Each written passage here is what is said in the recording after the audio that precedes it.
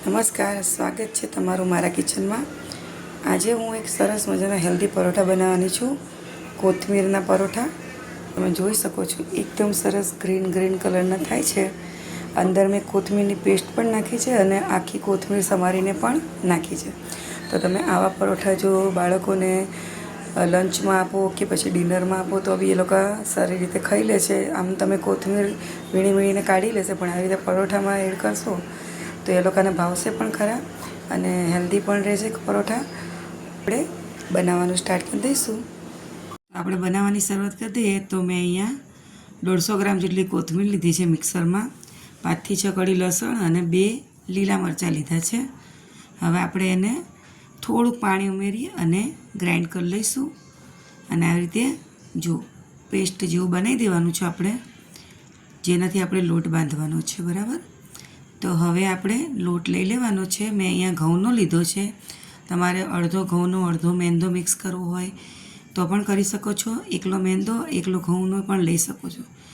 1 થી 1.5 ચમચી જેટલું આપણે એમાં જીરું એડ કરી દઈશું, કેમકે કોથમીરની સાથે જીરાનો સ્વાદ બહુ સારો લાગતો હોય છે। અને હવે સ્વાદ મુજબ મીઠું એડ કરી દઈશું એમાં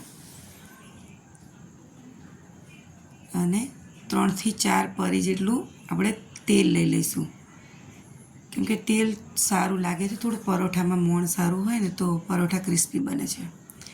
અને હવે આપણે જે આ પેસ્ટ બનાવી છે કોથમીર મરચાં અને આદુ અને લસણની એ લઈ લઈશું અને મિક્સરમાં થોડું પાણી ઉમેરી અને એને પણ લઈ લઈશું।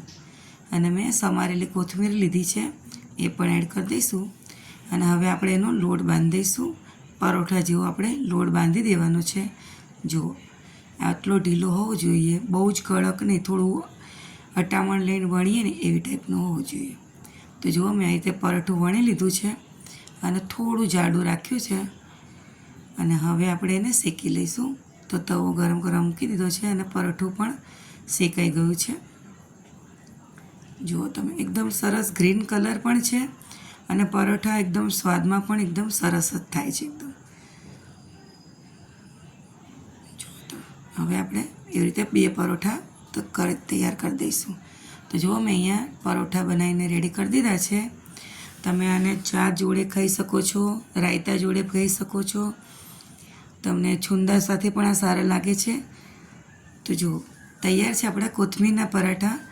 જો તમને મારો વિડીયો ગમ્યો હોય તો મારી ચેનલને લાઇક, શેર અને સબસ્ક્રાઈબ કરી દેજો અને ફેસબુક ઉપર હો તો તમે મારી ચેનલને ફોલો કરી દેજો। Thank you.